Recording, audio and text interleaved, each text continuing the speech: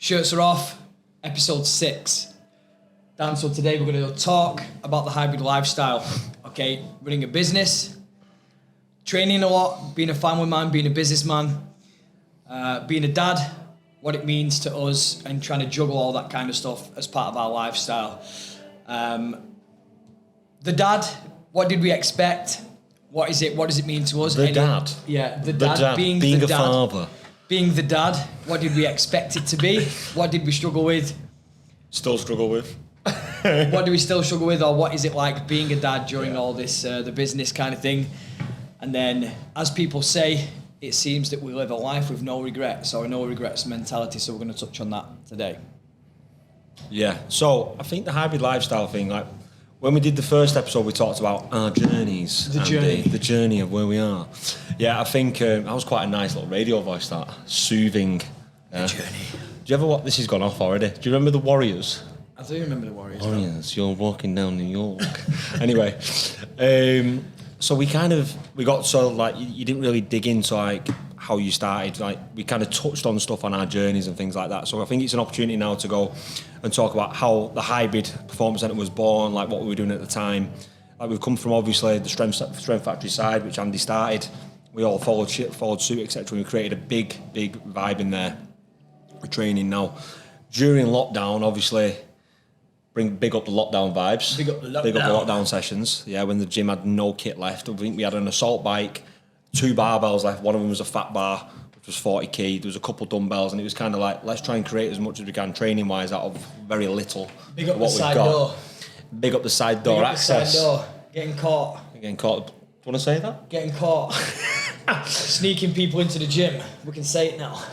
Disclaimer, this was when no one was asked about the lockdown. This is 2001. Yeah. 2021, what am I on about? Second lockdown.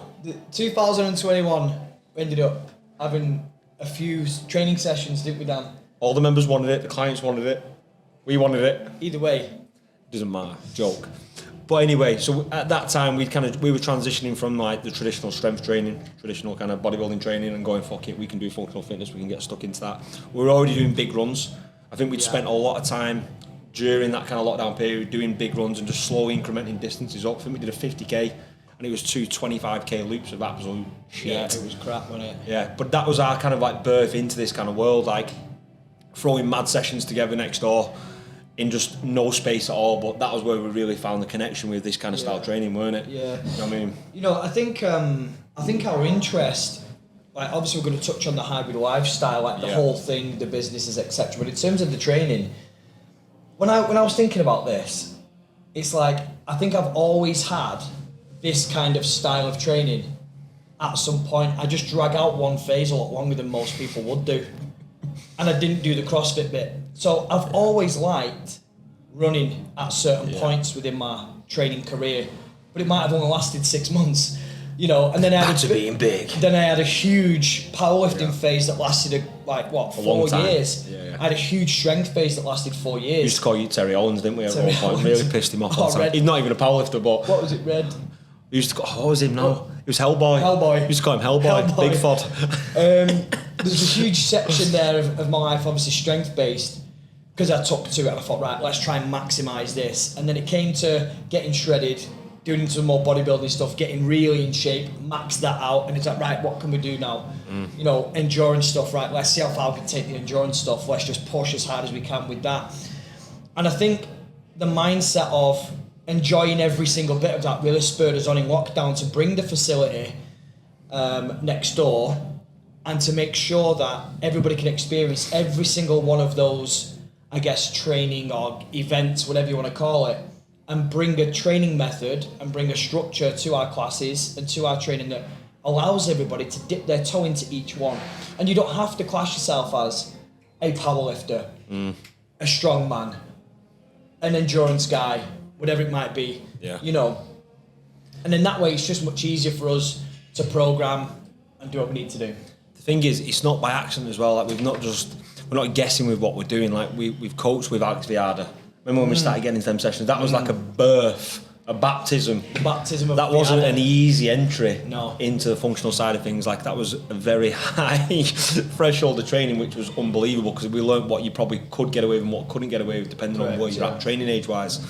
Like we understood, like we've done endurance sports, we've done the strength sports. You've gone deep into the strength side of things as well, which you've just skirted pretty much quickly over. We can delve into that. We can go into that a bit further now, actually, Andrew. Yes. Okay. So powerlifting, talk to us about what standards you got to, etc. Because some people don't know that. Because it's a past life. It's a past life. So, like the strength stuff and the powerlifting stuff, when I found it, do you know what it was? It was in the early days of when we was at Profit, right? And we started to see Charles Poliquin. Yeah. Yeah, and he was a strength guy. And I always liked doing strength stuff. Do you know what I mean? Played a little bit of rugby and whatever. And I thought, do you know what? This strength stuff is a bit of me. And this guy, Charles Poliquin, he was like the muscle building king to me. Biceps. He was like Mr. Bicep. He was the muscle building king. So I guess that's what took my real interest. Do you know what I mean? And I'd say like back then, because the strength of the powerlifters today is far superior than the strength of the powerlifters. Why do you think that is though? Back in my day. Is it because they're starting younger though? Are they starting strength sports at 16, not mid-20s? Yeah. That vibe. And there's better culture. When I was in the deepest part of my powerlifting, it was a bad culture. Yeah. Do you know what I'm saying? Like the food choices, like the training. 2 for 2 Tuesdays. Whatever it might be. Thursdays. So, you know, and let's be honest, like those that are not in a tested federation, the drug choices and all that kind of stuff, they were going crazy with that. It's like, it just wasn't a great culture back then. And I think nowadays you're seeing a lot of the bad side effects from that era coming through with health. Yeah. Do you know what I mean? An injury. How many of the guys who competed when you did still compete? Is there many? On my scene, not many actually. In your weight categories, the higher, because you were what? No. Were you 110 or 100? I competed in the 110 class, and I competed in both in the 100 Here's and the 110 one, because I've got photos of it as well. What did you walk around at when you weren't? Say you were so far out from a show. I was going to say show. A powerlifting comp. Yeah. Like, what would you walk around at normal weight? The usual weight was around like 112. Yeah. But I did get up to about 118. I think I've got a video of that. I was at That's why I'm saying it. If Arky can work some magic, we might get that video. Yeah, work some magic. Yeah, and I was big. You know, I was talking to a mate about it last night who we used to train with, whatever. I was big kid. Do you know what I mean? But you know, again, that was because I was surrounded, and it was great, by the way, because I did get to an all right level. Like now, if I was to compare what the results were, they're going to ask for numbers, Paul. They want to know numbers. They want to know numbers. 320 squat. Okay. 210 benching. This is our competition. I've had a bit more in training, but no one cares about your training weights. You have to. It's what your comp was. You're going to go into another wormhole now. Let's go. And 3, 4, 5 on the day. So that was in my best total powerlifting. Okay, Paul.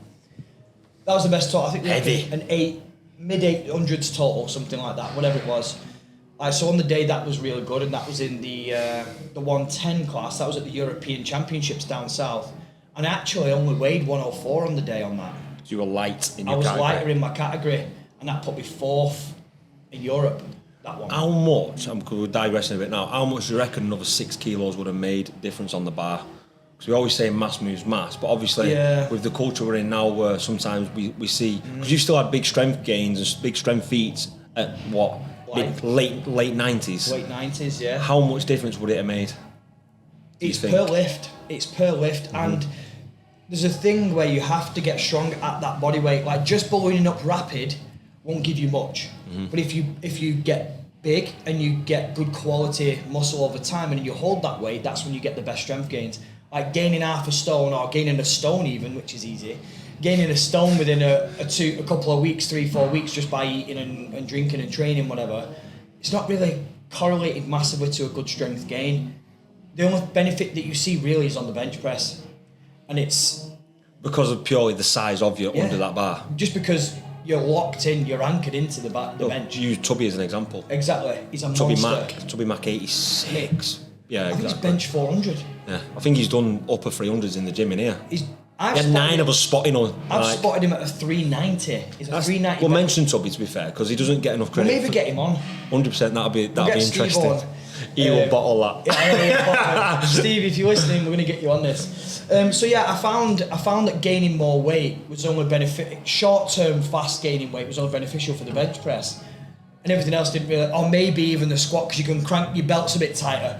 But really, it doesn't, weight gain doesn't correlate to strength gains immediately. There's a short-term positive effect. It's time spent at the bigger weight with them loads and moving effectively. And your body weight being bigger. Yeah. And your body weight being bigger. So yeah, I mean, I did some right numbers back then, but if we was to compare it now, and going back to the question, what are the numbers like compared? I mean, mate, the numbers nowadays, mate, they're just crazy, really, really crazy. And to answer your question, it's because, yes, the younger generation, I will call it the younger generation, whatever, that are coming into powerlifting, they've got way better advice than we did. They've got the strength, because of social media, because of these kind of things, podcasts, whatever, there is some really good strength coaches giving out really good information. For free, that's just on YouTube, that's on, whatever it is. So the youngsters now that are coming through, they're getting really good knowledge and good information. And they spend time and they see the value in the smaller details, like warm-up routines. I'm serious. Looking after their bodies. You know what it's like, mate?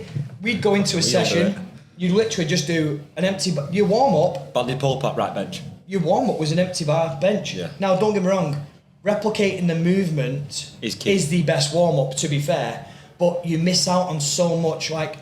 Nowadays, what I see a lot of, Matt Wenning's one of the really good guys in strength, and he has a pre-workout drill, warm-up routine, whatever it might be, but the volume in that is fucking huge. It's huge. It would smash most people as a main session. I think thinking back to Viada's programme, touching on that again, I think we spent 20 minutes before we even squatted or before we even pressed, Cuban rotations with weight. Cuban rotations with weight. And it was plyos, single leg hops, whatever it might be. So the youngsters now, they're getting hold of that. And what happens over time is when you do these kind of warm-up drills, these extras, the plyos, etc., over time your strength just gets so much better, so much faster, and the risk of injury goes way less. So I think that's why these kind of numbers, and don't forget as well, there's a huge psychological effect of people doing it and you following it. The 500 kilo deadlift got beat. Everyone can think, everyone's got a target now, it's been done. Right, we know we can get higher. It's like the fastest mile. Yeah. Once it's been done. Who was it? Should know that, we don't. Roger Bannatyne? Bannister. Bannington. Thingy Bannatyne off Dragon's Den. Sound. So this kid, he did the fastest mile, right? Guess how many people did the mile the same? Because they believe it. Yeah. So there's a huge side of that as well. In strength sports as well. Yeah, it's the same thing in strength sports. How did you find, so obviously, what was your training rotation there? So how many days a week would you train? I'd only train 4 days a week. How do you find it now, thinking how much we train now compared? How did you feel though, from a physical standpoint? Because I'm probably guessing more fucked then. Yeah. Because of the loadage. Way worse then. Yeah. But was that because of lifestyle? Would you have felt better then if you were a lighter lifter? Yes. Health-wise, etc. For sure. There's a couple of components to it. One, obviously, because I was lifting so heavy all the time, and the environment that we was in, it was killer. Big up to Andy Bolton over in Leeds. He took me under his wing for 4 years. The best powerlifter of all time, for sure, and a really good man. He took me under his wing. Them training sessions, you came? No, I didn't go to Ralph's, no. Listen, them training sessions were like war. I'm telling you now. I hate to be that guy, but they were savage. I remember you and Zach going over you'd get done early and nervous. I think when Nando's, because I always went with Nando's at dinner, and we used to toss it off all day and just go, got Ralph's tonight. I've been nervous driving over there thinking... Then come in bloodshot day after that. Yeah, bloodshot after a session. Because you're getting slapped about.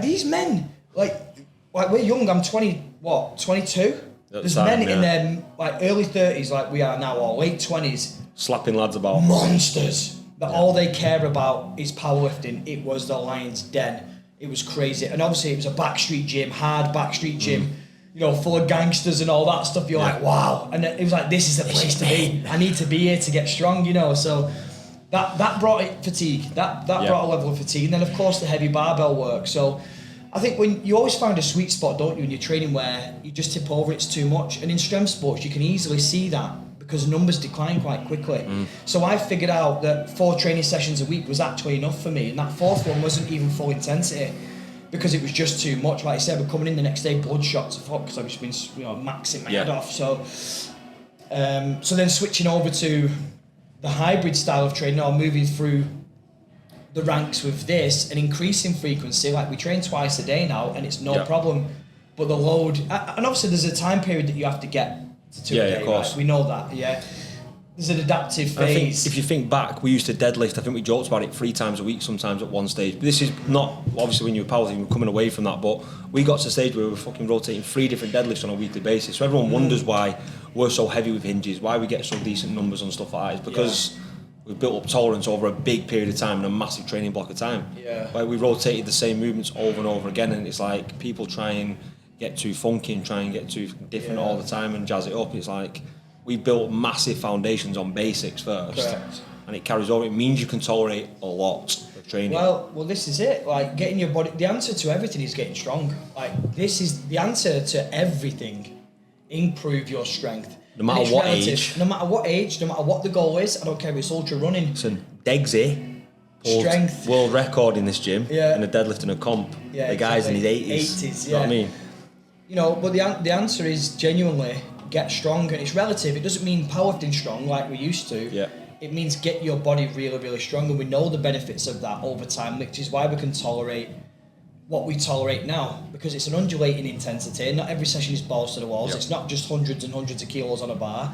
We undulate it nicely, and different sessions cause different fatigue, right? So it was when I was powerlifting at my heaviest, the fatigue was always the same feeling of fatigue, where for those that know that have gone really hard in all areas, like strength, ultra endurance, and let's just say, I don't know, bodybuilding, we'll use them 3 examples.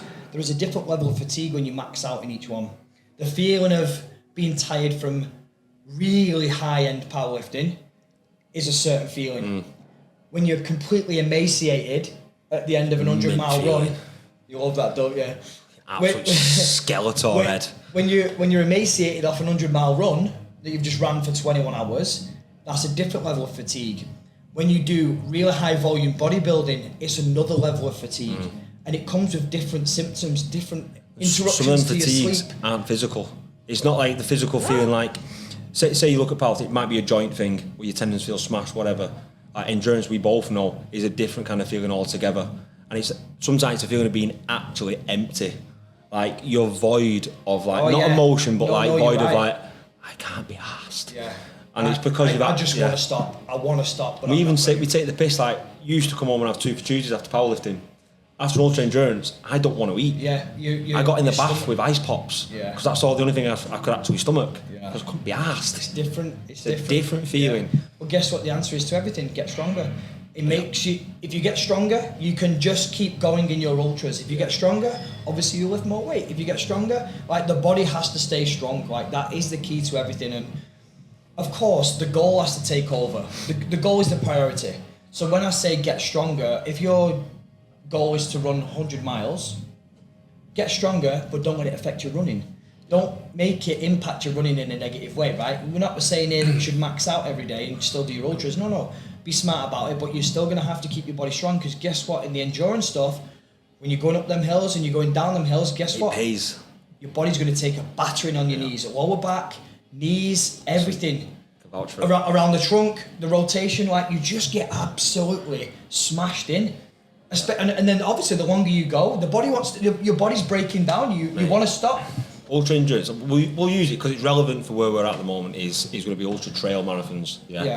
Which is a completely different kind of stimulus than you've felt, and it can even. I even spoke about Chris this morning. The comparison, you went up to Buttermere and Coniston the other day, didn't you, for a recce?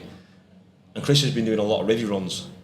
It doesn't compare till you get to the lakes. Not even close when you get to the lakes. Elevation, the ground, the terrain changes every 5k. It's completely different. Weather changes in 2 minutes. Everything changes. You think you're sweet, you've got no layers. You need bare layers. Like that all matters in what you're doing. Like when you're running these big ultras, when you're running on, especially on trail, the way that feels on your body is different. Like I realised how weak I am in parts, and I thought I was fairly strong. Yeah. It absolutely highlights every bit of weakness you've got, because you feel them early. So true. But if you are strong on a good base and you've got them foundations, you can withstand that kind of feeling, because your body will adjust to get around it and it'll be strong. But you 100% can feel exactly what's weakness. Adductors, one of them. Yeah. Once you start power hiking and going up these hills and then try and run after, you've just been sniped, mate. Absolute snipers. Hamstrings are gone. Yeah, and it's about understanding these weaknesses, and this is where like we mess around. We do a lot of barbell work, etc. And it's like Andy was saying, you've got to pick and choose how much you batter that to a certain point of the year. Say we're running in July, there's not a chance we're going to be doing heavy deadlifts anywhere near them runs. It'd be early in the year for sure, we can do that and we can get away with it. But when you get closer to these events, you've really got to change your training around. But the key component throughout this is always being strong. It's just the frequency of being strong in them sessions changes through the week. That is the key thing. Definitely. And this is, and I guess, this is us now, where we're currently at now, sat here, looking at our training programs, looking at our clients' training programs and the guys next door. This is why the hybrid way of training, this is why we do this in certain blocks. We run 12-week blocks, and we put certain things in there so that our vibe is everyone can get it, anyone can get it, and that you're always going to be 6, 8, 10 weeks away from any kind of physical feat, right? And that comes with a certain program. You have to tick some boxes with a certain program, right? I'm going to digress dead quick. Deviate. We actually did a program at the start of Hybrid, which is the most fucking ruthless thing you've ever seen. And it was probably naivety from us, but it's implemented from good protocols of strength, endurance, etc. It's just fucking hard. It was too much. It was way too much. But anyway, we go back. Yeah, that was heavy. You can buy it if you want, but let's see what happens. It was heavy. So this is why there is always a base of strength. Yeah. This is why there's a section of mobility. There's sections of technical work. And then we're going through volume phases, and then we go into, of course, fitness phases with the ergs and whatever. And then we always recommend for people that are starting to think about something to do with endurance, okay, right, let's get some running and start with some zone 2 stuff, try 2 runs a week, or Liam, get them on the track. Let's start to do some meters on the track and whatever we do. So our training program, the hybrid program now, Every good program has to have progressions and regressions and phases of increased volume or increased intensity. And a direction. Which is why we pick certain phases to focus on. We have certain ways, or we have a certain block that we focus on with strength. This is more of our strength or technical block. Then we're going to go into more fitness blocks. Yeah. And most of it is, if we can get it as close as we can to the competition calendar. We're not CrossFit. We never said, we've never said we're CrossFit. That's not it. But functional fitness competitions, endurance competitions, runs, high roxes, etc. We try and tie that in with the calendar, and this is why most of our members, in fact, all of our members, are 8 to 10 weeks away from anything. So we can just easily go, right, okay, so you're 8 weeks away from endurance. Okay, switch. There you go. There's your 8 weeks. Let's build. Case in point, whenever there's a high rocks, how many people flock to it from the gym? Whenever there's an affect or anything like that, everyone wants to get stuck into it. They're so capable across so many different things. And some people bag this as well, you're not good at one thing, are you? It's like, yeah, but a lot of our guys and girls are probably stronger than you are. And you focus do on strength. Behave yourself. And over time you get better at all of these things. Yeah, it's fine anyway. It's fine. Do you, man? Yeah. Over time you get stronger at these things anyway. That's where we're at. How do we tie this in? All this training with running the business. We live and breathe everything we do. And I don't think that's one thing anyone can ever say different than what we do day to day. We are actually pretty boring. Because we do. Speak for yourself. Listen, we are boring. See, I love everything I do on a daily basis. We always take the piss. I don't actually feel like I come to work because it's so easy to come here. I turn up in shorts. Yeah, year round in Birkenstocks and enjoy everything I do. I plan my day around my training, deliver great sessions with people. They're all backed by direction and actual application of what we're doing. And it's not even from just a textbook point of view. All our coaches have been through the mill of what they're trying to do and all live and breathe it as well. That is the key thing. It's do you show up day in, day out and actually practice what you preach of what we're doing? Yes, and buzzing, let's crack on. And that is then instilled into the members because they all want to copy and follow suit. Yeah. And that is the biggest thing with this place. And that's why we shell out numbers on high rocks. People perform, get great results. That's why they all sell out at comps and all do really well as well. And it's just bred into the kind of culture in here. That is the key thing. For sure. How do we manage all of this stuff and scale the businesses and be a family man? Because this is the hybrid lifestyle that we're talking about, right? Because I can guarantee there's a few people listening, or younger people that want to go, right, I really like the way the hybrid guys live their life, the way they train, they've built the businesses, etc. They're doing the work, they're doing all this kind of stuff. I want to be in that position as well. A permanent state of imposter syndrome, a permanent state of applying stress day to day and trying to cope with that stress and coping with that stress, that is fine. Taking on more workload at all times, probably sleeping, not as much as is optimal, guys. Yeah. But let's be honest, when we touch on that, when people say, I get it all the time, it's like, you only sleep like 5 hours.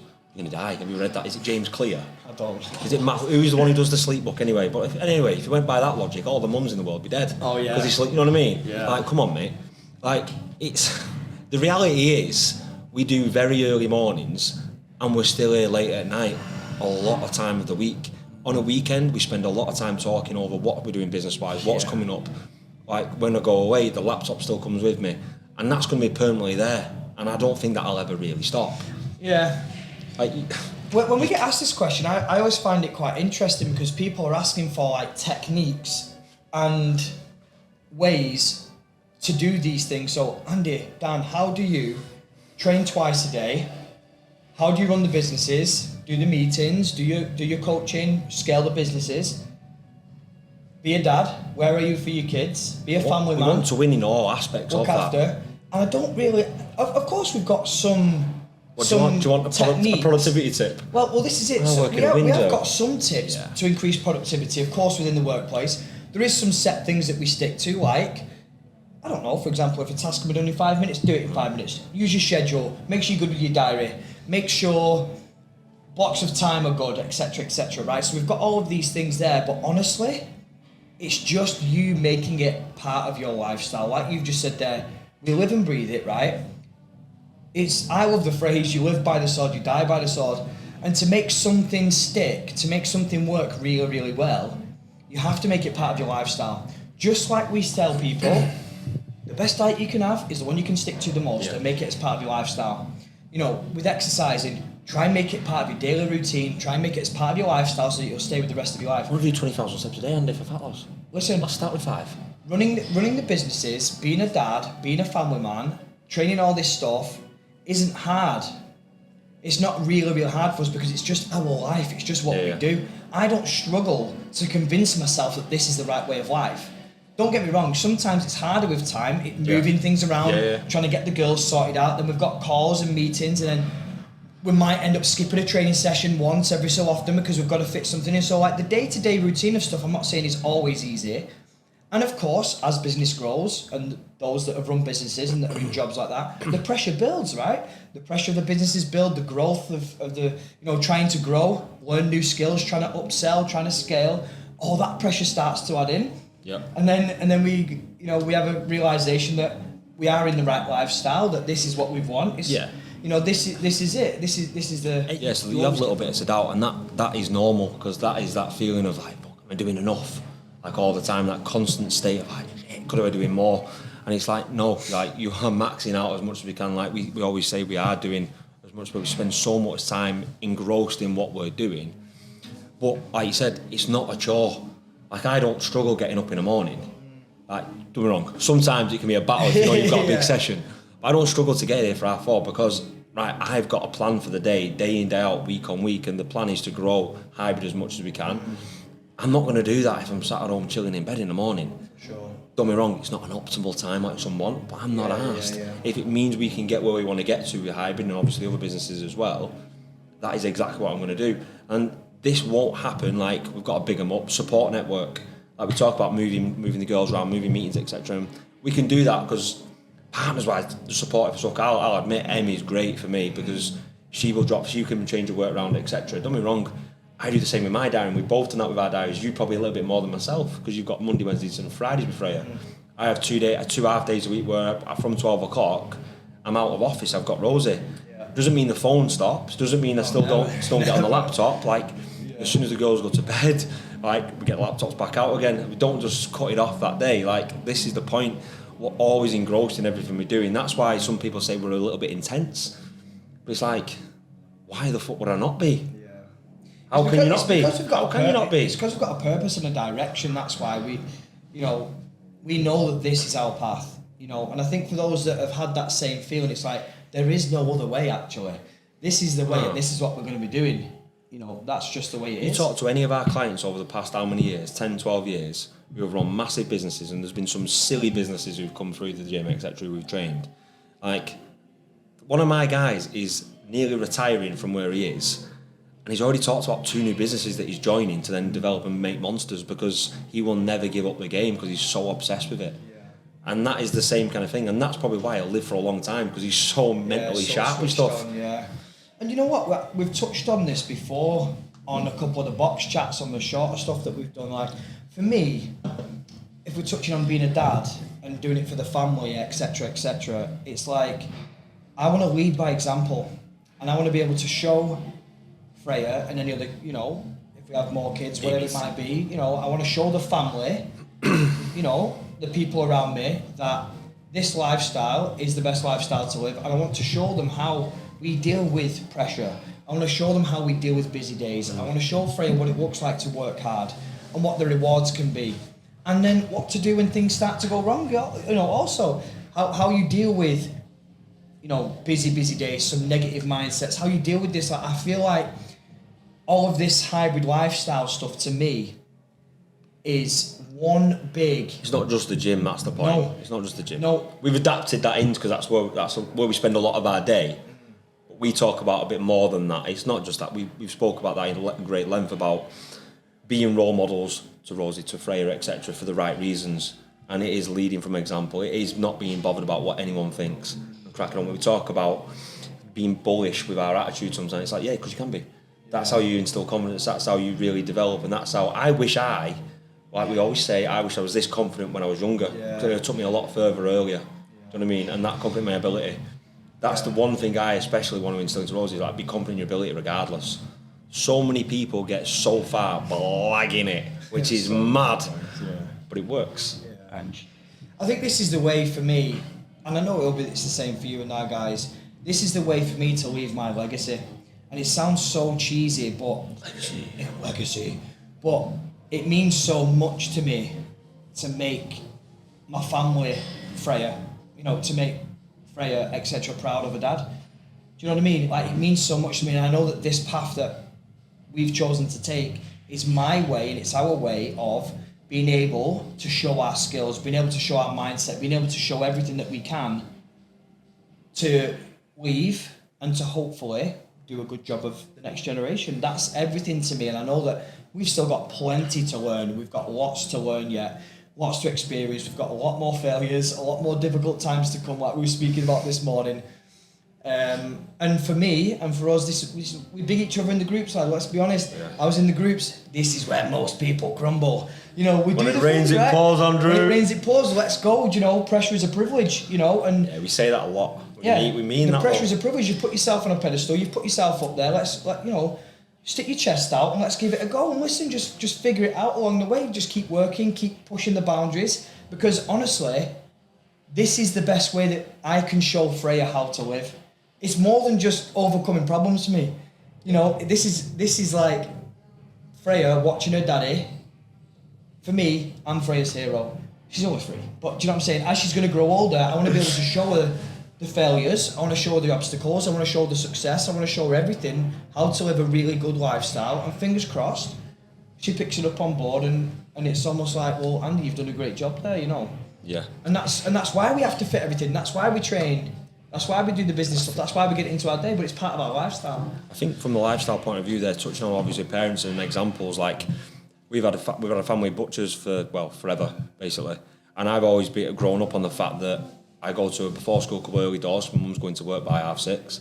I go then to an after one because they're working till late. That's been bred into me from early. I've always seen that. On a weekend, I'd be at my nan and granddad's till Saturday night because my mum's working till late. I'd have Sunday with my mum. That's it. Like, when I actually think back, it's like, wow, right, that's a lot. It's a lot of hours. Yeah.